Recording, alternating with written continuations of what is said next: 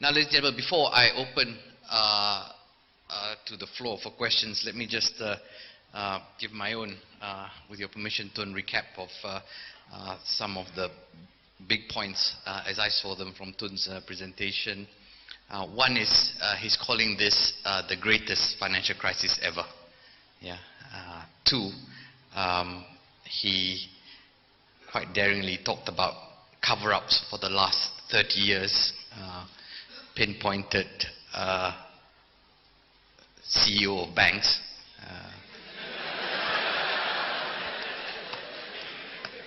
So if it dates back to 30 years, Tun, you can point to Tan Sri Azman. I wasn't around 30 years ago.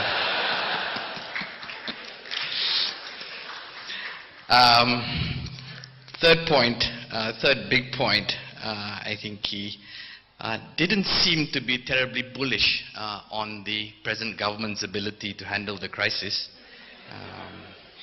And fourth, of course, he mentioned that even if they can, it could only be cosmetic unless we deal with the international financial architecture. I hope that was a reasonable summary of your big points, just to refresh memory before I open up the floors. So can I take the first question, please, to either Tun or Robert or both?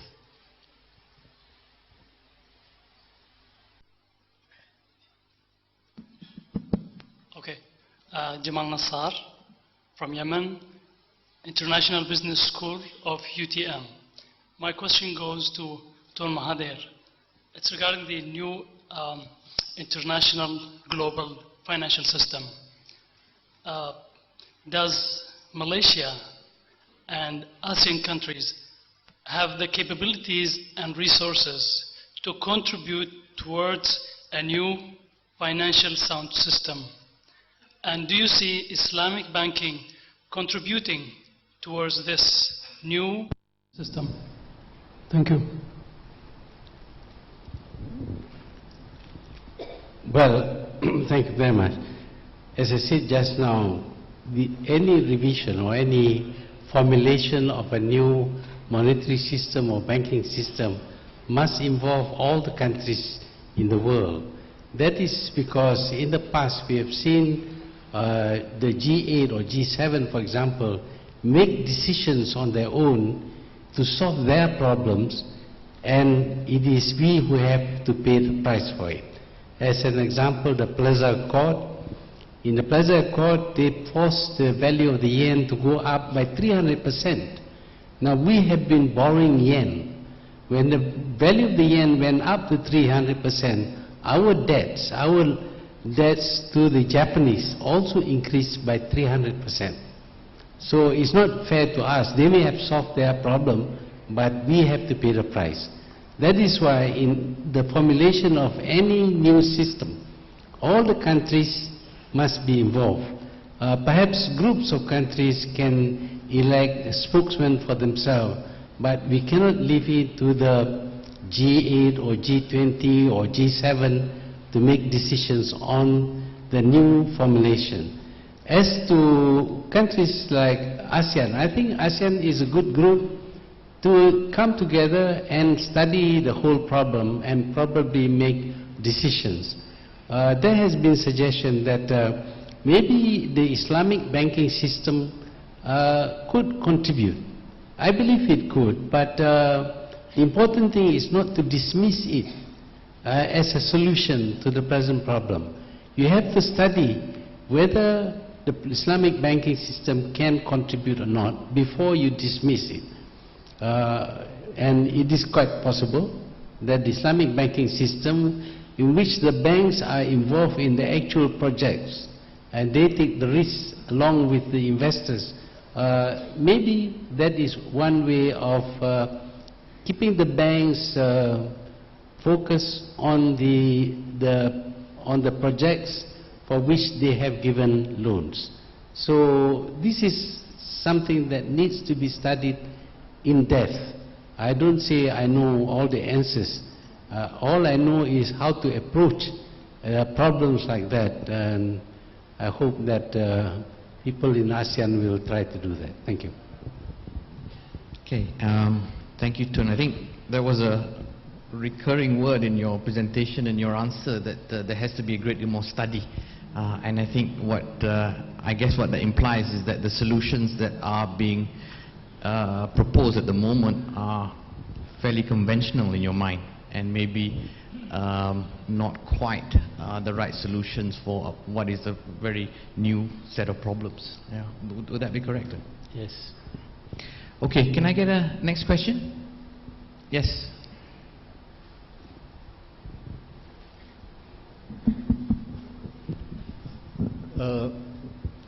My question... Could you just introduce yourself, please? my name is Nazir. I'm from a law firm in Kuala Lumpur. I'm addressing this question to Yang Amat Berbahagia Tun, not Tun Hasma, but Tun Dr. Mahathir. We are now at the end of 2008, and in 3 weeks' time we'll be in 2009. Some 11 years to achieving your 2020 vision. As you know, Tun, you were the architect of the Vision 2020 to make Malaysia a fully developed nation status by that time. My question is, how will the global financial uncertainties, which is affecting Malaysia either directly or indirectly, affect your 2020 vision? Is it likely that your 2020 vision will be derailed? Because there is too much political infighting in the country at the moment. It seems we are devoting our resources to resolving political conflicts in the country. So with all these problems ahead of us, where we are not likely to focus our attention, as you said in your speech earlier, that there will be less devotion to resolving our financial and economic crisis. And with all these problems, is it likely that your 2020 vision will be achieved? Thank you. Well, thank you very much. Well, when we launch a plan that will take a period of 30 years, obviously we are taking risks. I think we should have consulted Dr. Engle about this when we launched the program, because at that time we were growing at a very fast rate. In fact, we were growing at 8% per annum for almost 10 years. So we thought that this was going to go on forever. But of course, it does not go on forever. We didn't anticipate the 1997-98 crisis, for example, which pulled us back quite considerably. And we did not anticipate radical changes in the administration of the country. We did not anticipate, of course, the present crisis. So I think all these things will have an effect on the growth of this country. I would like to say that we will achieve our target by 2020, but I have a feeling that we are not going to be able to achieve that.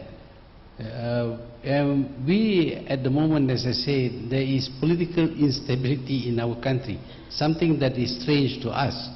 We have had political stability for 50 years, and now we have something that we are not familiar with. We cannot deal with this political instability. Unless we resolve that, we cannot focus on economic growth of the country. So we have to resolve this political instability and get our people focused on achieving growth and achieving the target of 2020. At the moment, I'm sorry to say, I don't think we are going to achieve that target. Sorry, thank you. Thank you. Before I ask the next question, can I just use my prerogative as chairman to ask Robert the tough question which nobody dares to ask, which is, can we have a Nobel Prize economist to comment on Tun Mahathir's perspectives on the cause of the crisis?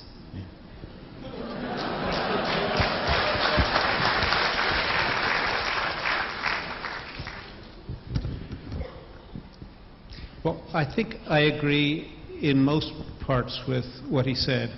I think that the financial crisis itself was really a result of banks and investors taking on much more risk than they thought. I think the actual explanation for why that happened is because the financial system created some new instruments, things like collateralized debt obligations and credit default swaps, which became very popular and made it possible to invest in such risky things as subprime loans without apparently taking any risk yourself. When I say it like that, you wonder, how could anybody have been fooled by this kind of analysis? But in fact, when you look at the way these instruments are constructed, they're clever ways of dividing the risk and letting different individuals buy different amounts of risk. And that actually is a very desirable outcome. The problem is that the risk managers were not as quick to understand what the risks were. The rating agencies were not quick to figure out what the risks were. And in fact, the originators of these contracts were not quick to find out what the risks were. So when the housing market started to collapse, it turned out there were risks embodied in these securities which no one recognized and brought enormous losses to these banks. And I don't think it's so much that there was a cover-up. I think it's that they took these positions thinking that there was relatively low risk and took large positions thinking there was no risk. And then when they went down in value, there was no market to sell them. And so the banks have been holding on to these positions, hoping that the housing market and the economy would recover, which of course has not happened. And I think that's ultimately why we've seen the collapse of these banks. So what is the solution to this? Well, it's easy to say, let's have better regulation. But if the current regulators and the current rating agencies and the current investors couldn't figure out how much risk was there, I don't want to be too optimistic that we can have really sophisticated regulators who can recognize these risks in the future. I have a different suggestion for how we might organize this, and I'm not sure you would disagree with this, and that is that when the economy is doing really well and the banks are making big profits, that is exactly when we should tighten bank regulation. We should not let them take on as much risk when they're doing well. And when the economy is doing badly and the banks are collapsing, we relax our restrictions, giving them more flexibility to respond to the crisis.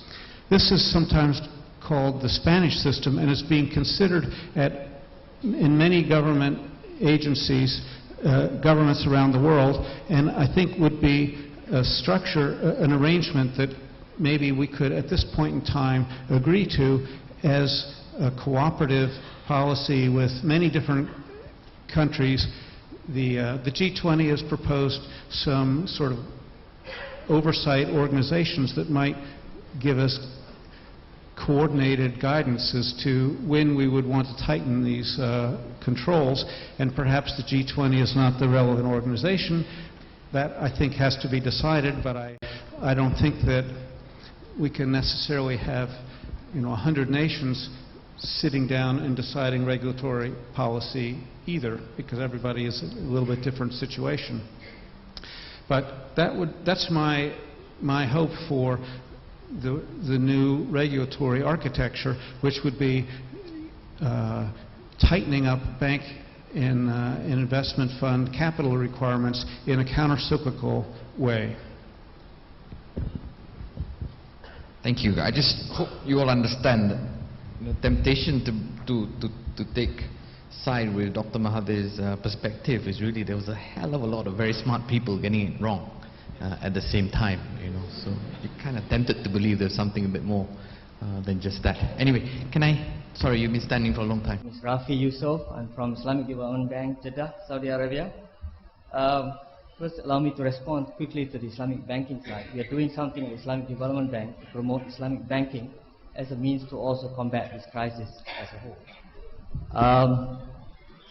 You cannot hear me? Okay. Let me just quickly come back to the Islamic banking idea about how this can be relevant. At Islamic Development Bank, we are doing something to gather all the Islamic bankers of the world to try and promote some way to regulate the Islamic financial crisis that's ongoing now. But let me just move on quickly to what I saw and observed from Tun Mahathir's presentation. I saw two root causes that you seem to describe to us.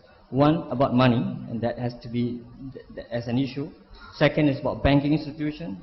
Third, on governance. And thirdly, on greed, of which Professor Engle promoted further through the volatility sort of model.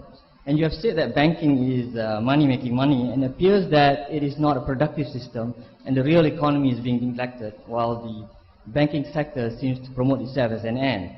So if that's the case, should this global financial architecture be changed and relabeled as an economic architecture? If you look at the four principles of the root causes, then you want to look at it a whole differently. Maybe we should promote that it's not bankers, economists, and lawyers in Washington trying to describe the new financial architecture. We should have people like you, doctors and medical doctors, looking at the people issue and then resolve the financial crisis. So maybe if you can respond on the principles of which we should relook at this whole economy architecture. That's number one. Secondly, you didn't talk a little bit about the trade bloc, whether the trade bloc would be an effective mechanism for us to look at it as a whole when we look at the new economy architecture. Maybe to that as well, maybe Professor Engle, you have not talked about the trade bloc as in relation to the volatility market. Thank you. Well, I really don't know how to respond to that, because I'm not a banker, so I don't know much about these things. But I do think that we should regulate banking practices and limit their ability to lend money to what they can actually service, and not just lend a lot of money. As far as I know, whenever you go to a bank to borrow money, they never say, we have finished our capital. They only say, we are not giving it to you. The assumption is that your proposal is not viable, so they will not lend money to you. But they apparently still have the money, but it's just that you are not good enough for their money. So how much money do the banks have? I don't know. They seem to have unlimited amount of money. I think there is a need to curb them a little bit. They can lend so much and not more than that. I think in Malaysia there is some control over banks, and because of that I think we shouldn't suffer that much. There's also some control over insurance companies. You may notice that whereas AIG in America suffered so badly, the American International Insurance here has not suffered that much. That's because they are not allowed to invest in certain things. So regulation is not bad, but over-regulation is bad. You must allow certain breathing space for these people to function. Otherwise, of course, we don't have any money to develop the country, because all the time money is increasing. I sometimes ask myself, where does the money come from? Is it that the bank is printing more money? But I suppose they have to print more money. But how much more? That is something that we never asked. Even as Prime Minister before, I couldn't get the governor of the bank to tell me how much money he has. So regulation is something that is apparently necessary now. But how much regulation? And the banking system also needs to be looked into, because I think the idea that banks can just make money out of thin air, that is not very healthy. The tendency for banks is that the more you lend, the more you are going to earn. And therefore, why not lend as much as possible? And then, of course, somebody says, why bother about the risk? We can insure the lending. So that kind of thinking, I think, we should curb. We should not allow them to so-called secure the loans, because really, as we have seen, they are not secured at all. As far as formation of trade blocs is concerned, I think either we have them or we don't have them. Presently, we have the European Union, we have NAFTA, but in the East, we are not allowed to have the EAEC. Then, of course, we become a very weak trade partner for the rest. We think that we should have the EAEC, or else disband the other trade blocs. Then I think the competition would be fair. At the same time, I still think that free trade just open to everyone, I think is not fair, because we don't have the same strength. Some people are much more powerful, have much more money, more technology than others. We say that you must allow borders to be open to everyone. Then I think the strong will go and take over what belongs to the weak. I had suggested the other day that if it is a borderless world, why not send 100 million Chinese to Europe and 200 million Indians to America, for example? Because there is no border, let them go. But this does not apply to migration of people. It applies only to migration of money. So again, it is a little bit one-sided. So I think trade blocs are good, but we must have trade blocs for all groups, not just Europe and North America. Thank you. Sorry, Robert, do you want to comment on the trade blocs question? I think that trade between nations is a very important way that everyone can gain. It improves the standard of living of both the buyer and the seller, and increases the scope of business that can be done. And so forming a trade bloc is a way of facilitating trade, at least within the nations in this bloc, and I think it certainly makes sense to do that. I think that whatever cooperation there is between neighbors is an advantage, and it will, if there is a trade bloc, it will make it easier to do joint ventures and business together. So I think it is worth exploring this. I don't see it so much as one trade bloc against another trade bloc. It seems to me we're all together in a great big trade bloc, but if it's easier to negotiate trade restrictions with your neighbors, then I think that's a reasonable place to start. I guess I also want to say something about this role that banks have. It seems to me banks play an extremely important role in the modern economy by lending money, both short run and long run, to businesses and individuals for investment and to carry out their ordinary functions. And there are risks that the bank takes by making these loans, and they need to monitor the loans and decide which risks they're willing to take and which risks they're not willing to take. Modern finance has, to some extent, let banks take these loans and stop monitoring them, but instead sell them to other investors. And this has both good and bad sides. It means you no longer do the monitoring, which is, I think, the problem that you're talking about. But it also means that the bank is not so risky because all its loans are in the same sector or in the same geographical area or the same type of business. So that I think there are benefits to the securitization of loans which will continue to be used and explored, and some of the modern developments will, I think that will survive this kind of financial crisis. Thank you for that defense of banks. It's not true that we make money out of thin air and that we have unlimited money. But it's true that certainly regulation, and for that I think certainly the regulatory framework in Malaysia has been very good and should be a model globally actually. If you look at the leverage ratio of banks in Malaysia, we're about 10-11 times to capital, but UBS is at 55 to 60 times. So you see the huge discrepancy there. Sorry, would you like to ask? Okay, my name is Ramzi Hamad. I'm an expat. I'm an American, originally from Palestine. And I have a question to Dr. Engle.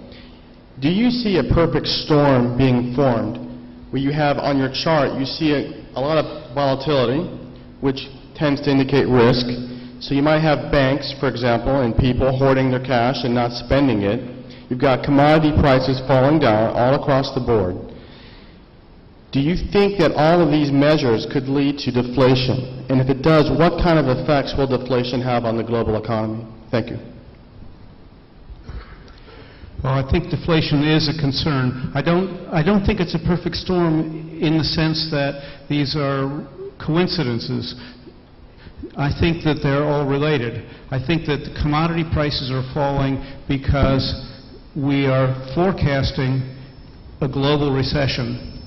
And this forecast of a global recession is driving the stock market down, it's driving commodity prices down, and we're seeing the consumers who have lost money in their both housing and financial accounts, reducing their spending, and that further decreases the growth potential of the global economy. So what are the impacts of deflation? Deflation is a very difficult problem because it can't be solved by monetary policy. You can't lower interest rates below zero, and in fact I would say that the effectiveness of monetary policy has pretty much been used up thus far, at least in the U.S. Instead, the Fed has done lots of things to add liquidity to the system by guaranteeing bank loans and providing cash in return for collateral that is actually not very liquid.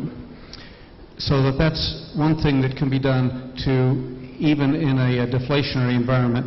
But I think the most important thing is that fiscal policy has been in the background, and I think it's going to have to come to the foreground for not only the U.S. but for economies around the world to invest in providing jobs and constructing, hopefully, projects which have long-run value to these economies, like infrastructure and productivity improvements, like schools, like apparently one thing might be to put broadband in a much wider range of locations. So these kinds of investments by the government would generate jobs and increase productivity in the future when the recession is over. And I think that's the best way to combat this kind of deflationary tendency. Thank you. Would you like to try again? Yes. As your Dr. Robert idea about the positive and negative information that could be affected the volatility of the stock market, I have a question about my country, Iran. As you know, Iran faced to world sanction and faced to shock of the economy. I want to know that if the country like Iran that could be affected about the world sanction and shock of the economy that make to increase inflation daily, increase daily inflation. I want to know that what about the stock prices volatility? What's your idea about this stock market? Well, the U.S. obviously has a very complicated relation with Iran. I don't know whether you saw some of the presidential debates, but they featured such silly issues as should we talk or should we not. I am hopeful that the U.S. will take a more active role in opening dialogue with Iran in the near future, and I'm hoping that Iran will reciprocate in ways that are productive to both economies and productive to stability in the region. I think that the risk of war and terrorism should drive both countries to being more accommodative and in finding common solutions to our joint problems. And I think it's going to be a difficult task, but that's what I would hope would happen. Thank you, Mr. Chairman. My name is Wan Mokhtar Wan Yusof. I am from University Kebangsaan, Malaysia. Given the chance, I would like to speak in Malay, but I'm addressing this to Tun in English. I would like to refer, Tun, to the last statements in your delivery. I quote, "We now need a global solution to a global problem. We now need a new system of banking and international regime. It is now opportune to think very seriously and deeply into these ideas." And you mentioned we shall not have any cosmetic solution. I totally agree with all those. And I have always looked up to you to have the ability to handle volatility and risk for the past years in your premiership.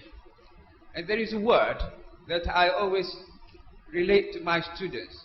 We need affirmative actions in many things that we have to do. Now, you did mention the beginning of all this is the delinking of the money to the gold standard. Suppose that's referring to the Bretton Woods Agreement. Would you now say that the beginning of this new era for international architecture to begin with the relinking of the money to the gold standard? And the very important question for Malaysia, do you see in the near future a leader that will go up to the stage with affirmative actions to be able to settle the political turmoil that we are not used to after 50 years of stability? Thank you. Well, sorry, would you like me to leave the room when you answer this?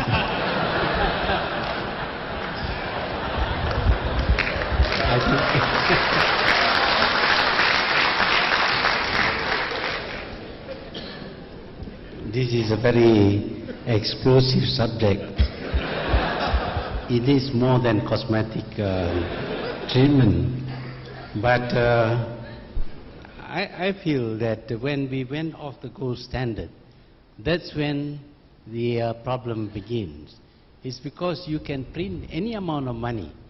Just print them, and then it is given a certain value, and we accept the value.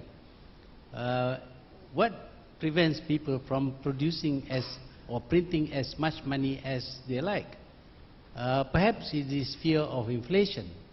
But when we trade, we are trading using pieces of paper, and we think they have a value, but really they don't. They can be devalued or revalued. That's what happened to the ringgit in 1997. These are pieces of paper, and people suddenly say, no, it is now worth so much. And the next day they say, oh, it's gone down again. Because there is no intrinsic value in this paper currency. But if you have something solid, something that can be sold in the market, some commodity, then you know that you have the commodity and you can sell the commodity. That is why when we went off the gold standard, we are giving too much freedom for people to play around with money. The amount of money that is being used nowadays is huge. We talk of $1 trillion. Now, even in Malaysia, we have billionaires. I'm looking forward to the time when we'll have trillionaires. And I don't know what else after that. Because there's so much money around. Of course, this contributes towards growth. Without the money, we cannot develop our country. But there must be a limit to the amount of money that should be used or put in circulation. If you tie it to gold or some other valuable commodity, then you have to back the currency with gold. Now a lot of people say, but gold is bulky, you cannot put it in your pocket and go to Singapore and buy anything, or you go to England, you cannot put money in your pocket, you need some pieces of paper. I'm not talking about using gold for domestic business, for domestic transactions. I'm talking about gold for international trade. And if two countries trade with each other, there will be a time when one country would have bought more than what it sells. So the need is only to pay the balance. I think bankers know all about these things. I don't.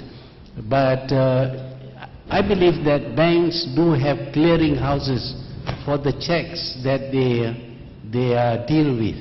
So it's the same with clearing the balance of trade between countries. Even if there are several countries involved, we can still work out how much is the balance that has to be paid by one country to another. So the amount of gold that needs to be around is not as big as we make it out to be. At the same time, if there is a balance against any country, the following year that country can actually export more in order to get rid of the deficit that it has in international trade. I think we have worked this out with the central bank in Malaysia. I thought they have got the formula right, but for some reason or other it's not being implemented. People are still very conservative. They do not want to get away from the present system. Also they feel it's dangerous to do so.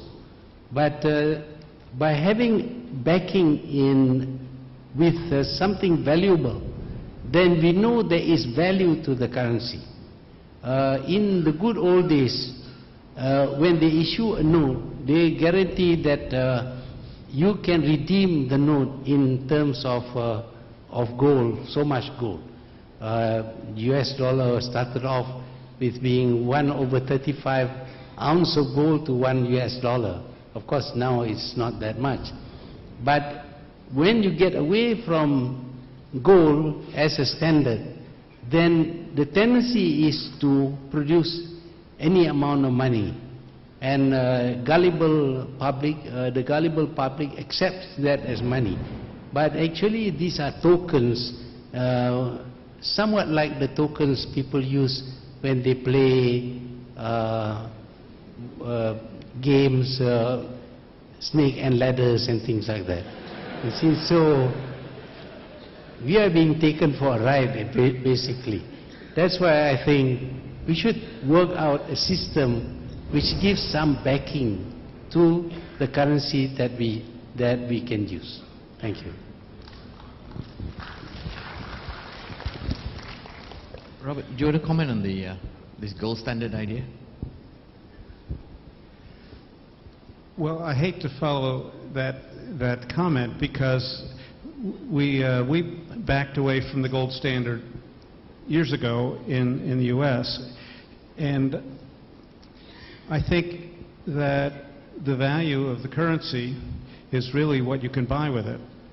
It's not what backs behind, what's standing behind it. And if the government inadvisedly prints money that doesn't have any backing behind it, then it loses value, and therefore the value of money to buy goods and services goes down. We have inflation. And that's the main concern that people have with governments printing money. It leads to inflation. But in fact, this financial crisis we're having now is not associated with inflation at all. It's associated with asset market bubbles and especially credit market bubbles, which I don't think have really a strong backing in currency valuations. So I don't really think that switching back to the gold standard actually would have solved this problem. I could be wrong, but that's what I think. Thank you. I see that you appear not addressing the role played by these institutions and personalities in causing world money crisis. And the next one is, you talk about terrorism, but why terrorism exists? And third, how can there be peace if the major cause of wars is not solved? Thank you. Sorry, can you just summarize your questions? I don't think Robert got them all. Just the three questions, right? You were asking. One is the role of supras, right? The supranational institutions, World Bank, IMF, etc. Yes. Secondly was on terrorism. Terrorism, because Professor mentioned something about terrorism just now. So I asked why terrorism exists. Why terrorism exists? Yes. Oh, that's not for an economist, Why it happened. And the third question? The third question is, you talk about peace. Yes. But how can there be peace if major causes of wars not solved? Okay. I really don't think you're the most suitable person, but he asked you the question, so you have to.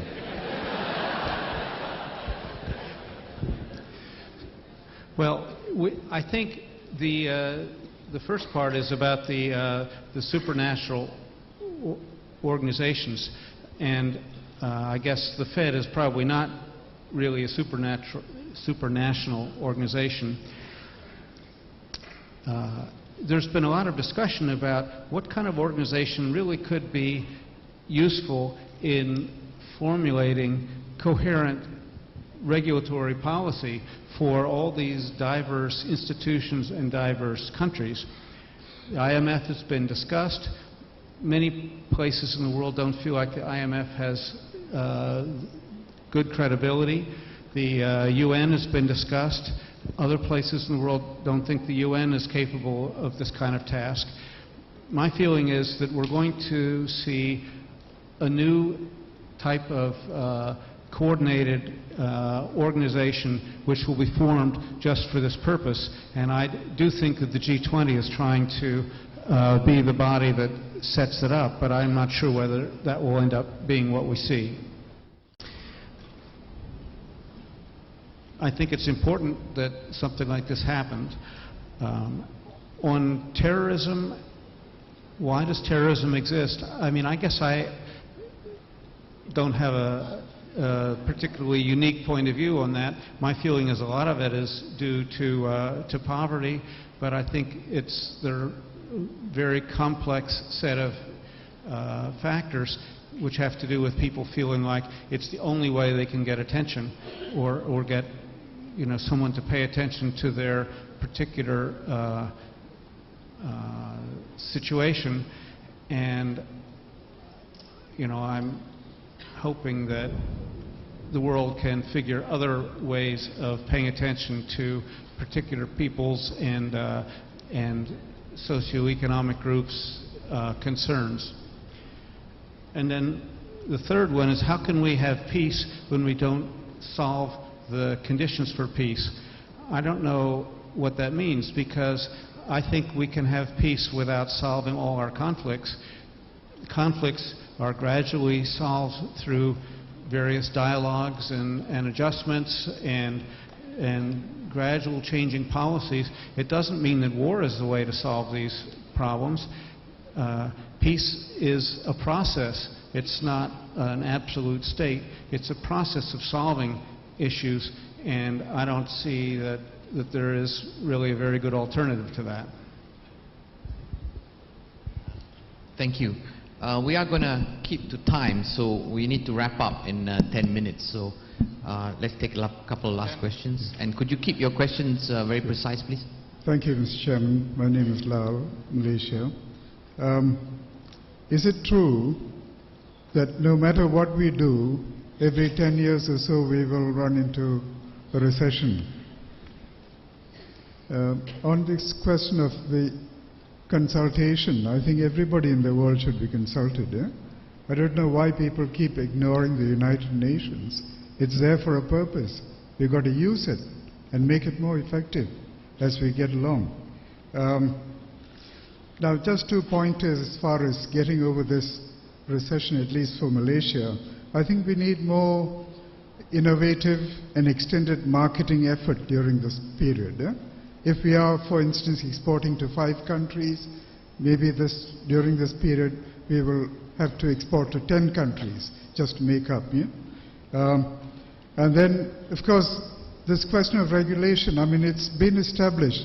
The chairman of the Federal Reserve admitted he made a mistake about the free market. Without regulation, you can't have this freedom. And one more suggestion is that there should be no layoffs of people. Human capital is the most important capital that we have. And if we can minimize this, either by shortening the work week, for instance, or shorter hours or something, but pay them something so that they can keep going and keep the economy going. Thank you. Okay, thank you. I think those were suggestions, and I presume, Robert, we don't really have a science to this crisis every 10 years. It just seems to happen that way. And the rest of your comments were essentially suggestions. There's no one here still in government, unfortunately, but we'll pass the word along. Yeah. Would you like to... My name is KJ Nathkamis. I've just tried to keep these questions as short as possible. My first question is actually, will developing countries with this global crisis that we have, are they more likely to follow the Chinese growth model rather than the Western model at the moment? The second question is, if civil liberties are likely to be left behind in this difficult economic crisis is expected to. Okay, thank you. I think related to that, Tun, before I ask you to answer, could you just also attach an answer to one question from me, which is that, do you think that if in 97, 98 we had the current political environment, would you have been able to deal with it the way you dealt with it?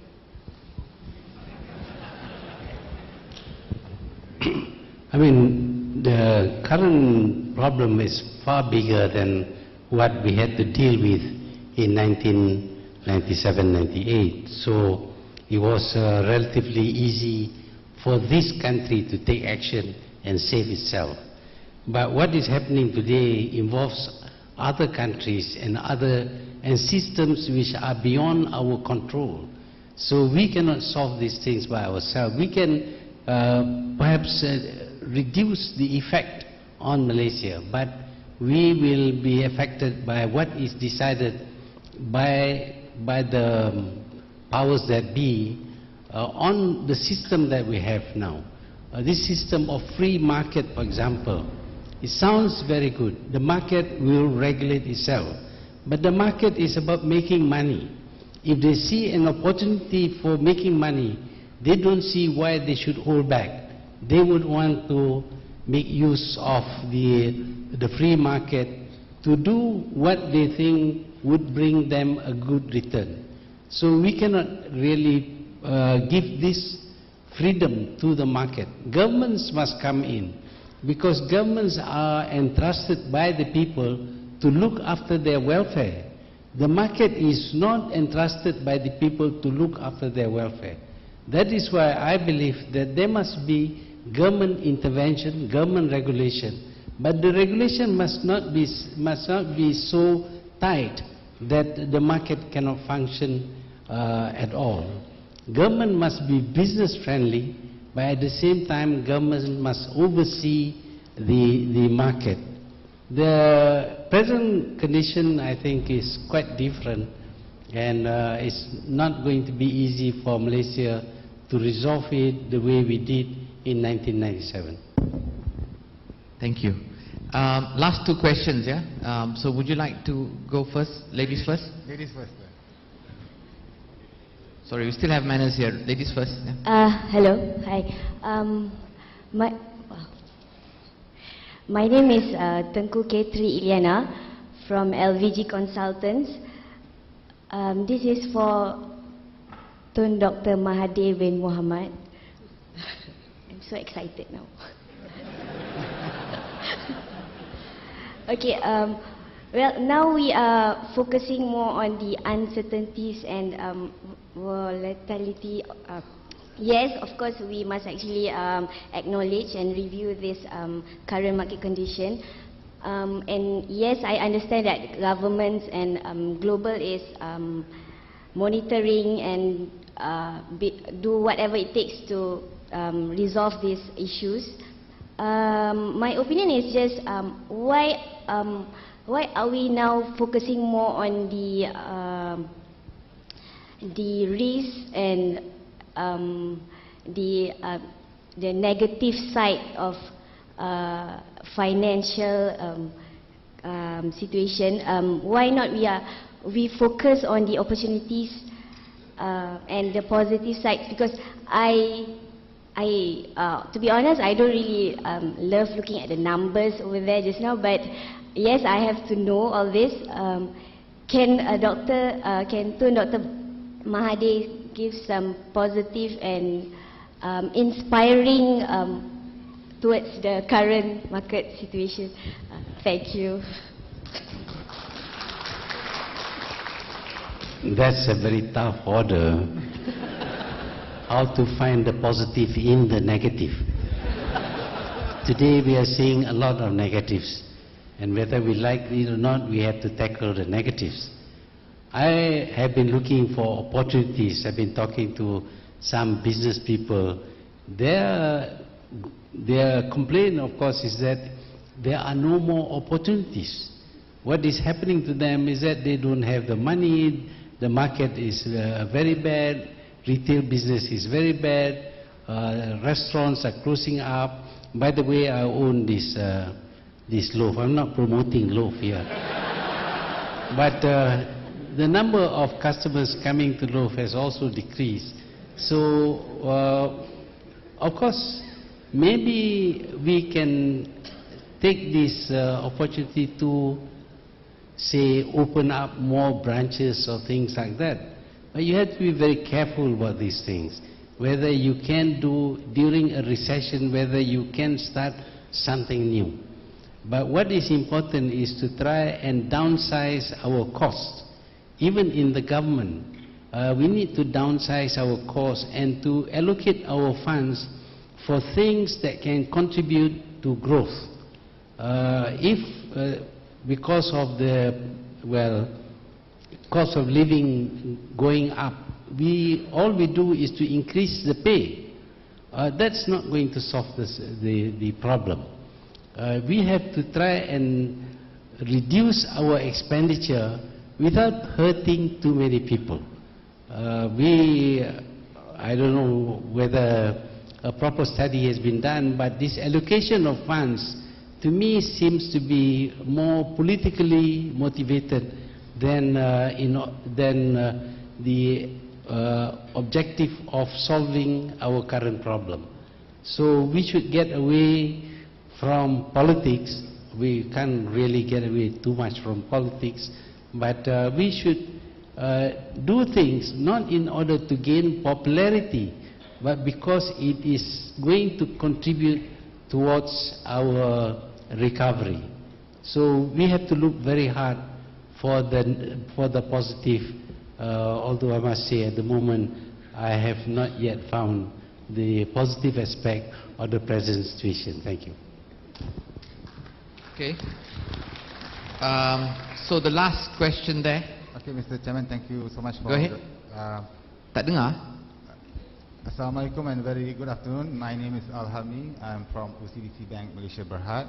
But this is a personal question. There was a documentary I watched recently on Bloomberg about the views of the Singapore administration. What caught my attention was that the stance or policy that they adhere to is that never change whatever they have stated in their long-term plan. And my question is, what advice can you give the present administration and future administration of this country to ensure there's no flip-flop policies which affect the volatility of investor sentiment? Thank you.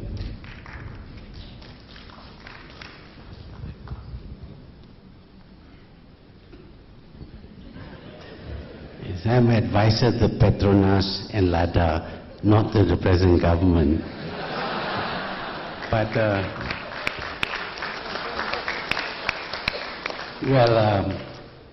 if I may, I would like to mention that when we faced a crisis in 1997, we sat down and worked very hard to understand the crisis. And we had to know everything about the economy. We used to sit down from 9 o'clock until 1 o'clock every day, every morning, in order to study the data that is coming in, to try and understand what is happening on the ground and to see whether we can solve any of these problems. Of course, we studied the overall problems such as the activities of the currency traders. Once we understand something, then it is possible for us to design a plan that will counter all these, the effects of all these activities. This time around, I think it is much more difficult, but nevertheless, the way to deal with a crisis is to understand the crisis. What is at the back of it? What is the cause of it? And once you understand, I think you can maybe find a solution.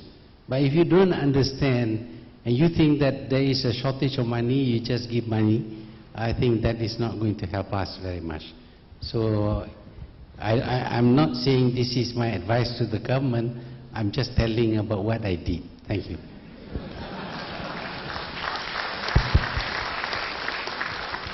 Okay, ladies and gentlemen, we've passed the 5:30 mark. I was only hired to be here till 5:30. So let me just wrap up by answering a question that I was asked by Tuanku Nazrin just now as we were coming up the lift. He noticed that there was an ambulance outside, and he asked me who the ambulance was for. I didn't have an answer, but as a banker sitting next to Tun Mahathir today, I thought that could have been for me. Yeah. I'm not going to repeat what has been said today. I hope that all of you have enjoyed this afternoon as much as I have certainly been incredibly enlightening, as always with Tun and our new acquaintance, Robert Engle. Broadly, if anything, I remember from today, it's going to be that the message is this situation is severe, it's very serious, it could be the worst ever. To deal with it, we need to understand it, we should study it, and definitely in terms of a solution, we cannot close our minds to any possible alternative, whether it's Islamic finance or gold standard or whatever. Keep our minds open to it, and I think, related to what Robert was saying, there are a lot of risks out there, and when dealing with problems, you need to come up with solutions for the short term and also for the long term. On that note, I hand you back to the organizers. Wassalamualaikum warahmatullahi wabarakatuh. Thank you. Thank you, Yang Berbahagia Datuk Sri. Thank you, Yang Amat Berbahagia Tun and Professor Dr. Robert Engle. That was an excellent session. I'm going to throw out a quote by the Irish poet Yeats, who was also, incidentally, the 1923 Nobel laureate for literature, who said that one should think like a wise man, but communicate in the language of the people. Well, we just heard from 2, maybe 3, wise men who made a complex subject easier to understand, even if their views conflicted. So please, ladies and gentlemen, let's have another round of applause for our speakers and moderator.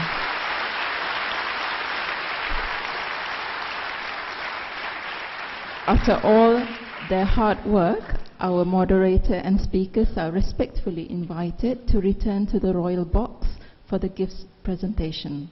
Thank you.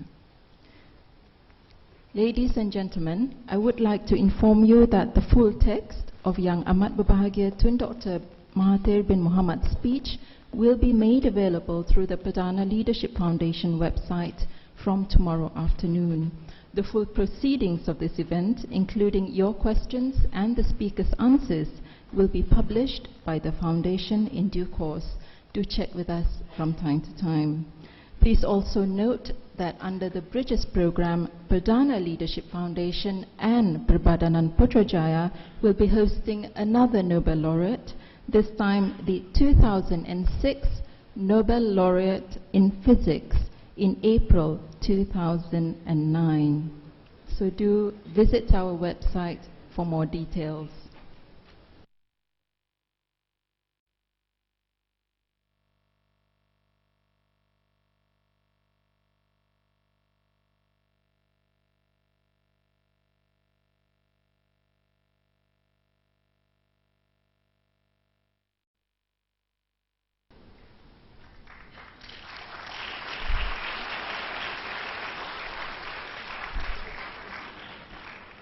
Ladies and gentlemen, today's program would not be possible without our key role players. I would now like to invite Yang Berbahagia Tan Sri Samsudin Osman, President of Perbadanan Putrajaya, to present gifts of appreciation on behalf of Perdana Leadership Foundation and Perbadanan Putrajaya to His Royal Highness, the Crown Prince of Perak Darul Rizwan, Raja Nazrin Shah, the Malaysian Honorary Chairman of Bridges.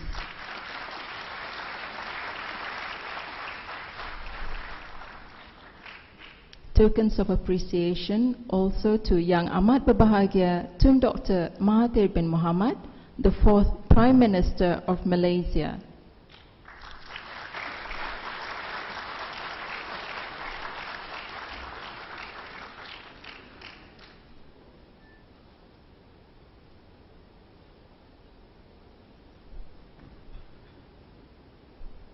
And for Professor Dr. Robert Engle, the 2003 Nobel Laureate in Economics.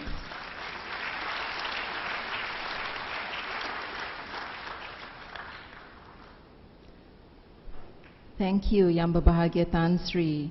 I now invite Yang Berbahagia Tan Sri Dato Azman Hashim to present tokens of appreciation to Yang Berbahagia Dato Sri Nazir Razak, Group CEO of CIMB Group, and our moderator for today.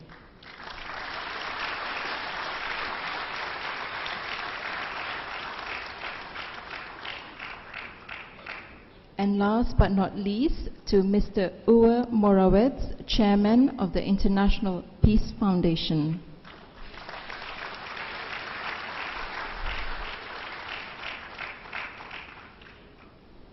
Thank you, Yang Berbahagia Tan Sri.